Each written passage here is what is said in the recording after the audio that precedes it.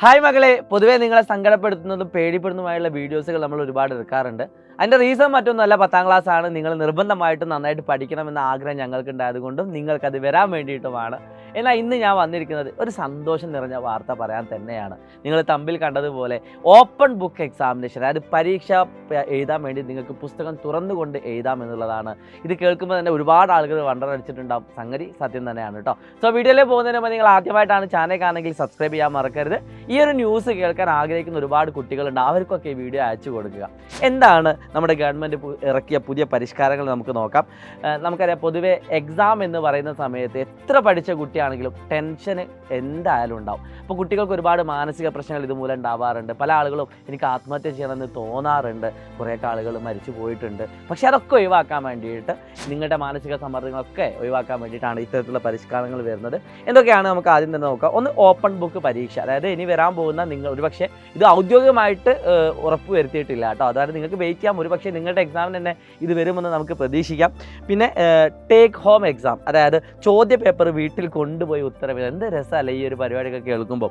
മൂന്നാമത്തെ കാര്യം on demand exam ആണ്. അതായത് നമ്മളിപ്പോൾ ഒരു പരീക്ഷ എഴുതി നമുക്കതിൽ മാർക്ക് കുറവാണെന്ന് തോന്നുകയാണെങ്കിൽ ടീച്ചറോട് നമ്മൾ ഡിമാൻഡ് ചെയ്യാം, എനിക്കൊരു പരീക്ഷ കൂടി എഴുതണം. എന്നിട്ട് നിങ്ങൾ അതിൽ കൂടുതൽ മാർക്ക് വാങ്ങുകയാണെങ്കിൽ നിങ്ങൾക്ക് അതിൽ ഏറ്റവും ബെറ്റർ ആയിട്ടുള്ള മാർക്ക് നിങ്ങൾക്ക് ഉപയോഗിക്കുന്ന രീതിയിലാണ്.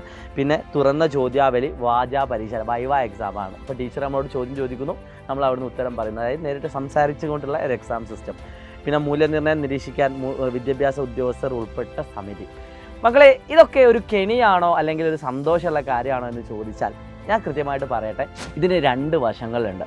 അതായത് ഒരു ബെനിഫിറ്റ്, ഇപ്പോൾ ഓപ്പൺ ബുക്ക് എക്സാമിനേഷൻ, മാത്തമാറ്റിക്സിൻ്റെ ഒരു എക്സാമ്പിൾ വെച്ച് പറയാം. ഇപ്പോൾ ഇത്രയും കാലം നടന്ന മാത്സിൻ്റെ പരീക്ഷയിൽ നിങ്ങൾ ക്വസ്റ്റ്യൻ പേപ്പർ എടുത്ത് നോക്കുകയാണെങ്കിൽ ടെക്സ്റ്റ് ബുക്കിൽ നിന്ന് ഡയറക്റ്റ് ആയിട്ട് വന്ന ചോദ്യങ്ങളൊന്നും ഉണ്ടാവാറില്ല. ചില ചോദ്യ പേപ്പറിലൊക്കെ 1-2 ചോദ്യങ്ങൾ വരിക എന്നല്ലാതെ പൊതുവേ ടെക്സ്റ്റ് ബുക്കിലുള്ള ചോദ്യങ്ങൾ ഇത്രയും കാലം, അതായത് ഓപ്പൺ ബുക്ക് പരീക്ഷ ഇല്ലാത്ത സമയത്ത് പോലും ഉണ്ടായിട്ടില്ല. അപ്പോൾ ഓപ്പൺ ബുക്ക് പരീക്ഷ വന്നാൽ പോലും അങ്ങനത്തെ ചോദ്യങ്ങളൊന്നും നിങ്ങൾ പ്രതീക്ഷിക്കേണ്ടതില്ല. അതായത് വെറുതെ നമ്മൾ പുസ്തകം തുറന്നു വെച്ചത് കൊണ്ട് നമുക്ക് പരീക്ഷ എഴുതാൻ പറ്റണമെന്നില്ല. ചോദ്യങ്ങളൊക്കെ കോൺസെപ്റ്റ് ഓറിയൻറ്റഡ് ആയിരിക്കും. അതായത് കൃത്യമായിട്ട് എന്താണോ പറഞ്ഞത് അത് നമ്മൾ പഠിച്ചതിന് ശേഷമായിരിക്കണം നമ്മൾ പരീക്ഷ എഴുതാൻ പോകുന്നത്. അപ്പോൾ ഒരു ബെനിഫിറ്റ് എന്താണെന്ന് വെച്ചാൽ, നിങ്ങൾക്ക് ഇപ്പോൾ ഇക്വേഷൻസ് ഒക്കെ ബൈഹാർട്ട് ചെയ്യാൻ ഒരുപാട് ആളുകൾക്ക് ബുദ്ധിമുട്ടുണ്ട്.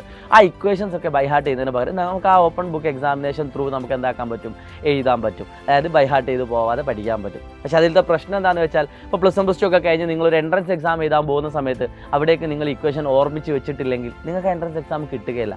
അപ്പോൾ രണ്ട് വശങ്ങൾ ഓരോ കാര്യങ്ങൾക്കും ഉണ്ട്. ഇപ്പോൾ ഒരു താൽക്കാലിക സുഖങ്ങൾക്ക് വേണ്ടിയിട്ട് നമുക്ക് എന്ത് ചെയ്യാം, ഓപ്പൺ ബുക്ക് പരീക്ഷ നല്ലതാണെന്ന് പറയാം. എന്നാൽ ഭാവിയിലേക്ക് പോകുന്ന സമയത്ത് അത് ബുദ്ധിമുട്ടാണെന്ന് പറയാം. ഇനി എല്ലാ എക്സാം ആ ഒരു സിസ്റ്റത്തിലേക്ക് വരികയാണെങ്കിൽ അത് ബെനിഫിറ്റാണെന്ന് പറയാം. അങ്ങനെ ഒരുപാട് വശങ്ങൾ ഇതിനുണ്ട്. അപ്പോൾ എന്ത് തന്നെയാൽ നിങ്ങൾക്ക് എന്താണോ ഇതിൽ ഫീൽ ചെയ്തത് അത് നിങ്ങൾ കമൻറ്റായിട്ട് രേഖപ്പെടുത്തുക. നിങ്ങൾ ഹാപ്പി ആണെങ്കിൽ ഹാപ്പി എന്നും സാഡ് ആണെങ്കിൽ സാഡ് എന്ന് പറയുക. എന്നെ സംബന്ധിച്ചോളം എനിക്ക് പറയാനുള്ളൊരു പേഴ്സണൽ ഒപ്പീനിയൻ എന്താണെന്ന് വെച്ചാൽ, ഇതൊരു ബെനിഫിറ്റ് തന്നെയാണ് എന്ന് വേണമെങ്കിൽ പറയാം. അതായത് ഒരുപാട് മാനസിക പ്രശ്നങ്ങൾ നമുക്ക് ഒഴിവായി കിട്ടും. ബൈഹാർട്ട് ചെയ്യേണ്ട കുറേ പോയിൻറ്റ്സുകൾ നമുക്ക് ഒഴിവായി കിട്ടും. ബാക്കി കാര്യങ്ങൾ നമ്മൾ പഠിച്ചാൽ മതി എന്നുള്ളതാണ്. അപ്പോൾ എന്ത് തന്നാൽ നിങ്ങളുടെ വിലപ്പെട്ട അഭിപ്രായം നിങ്ങൾ കമൻറ്റ് ചെയ്യാൻ മറക്കരുത്. പിന്നെ ഈ ഒരു വീഡിയോ കേൾക്കാൻ ആഗ്രഹിക്കുന്ന നിങ്ങളുടെ ചങ്കും ചങ്കത്തികളൊക്കെ ഉണ്ടാവുമല്ലോ, അവർക്ക് വീഡിയോ അയച്ചു കൊടുക്കുക.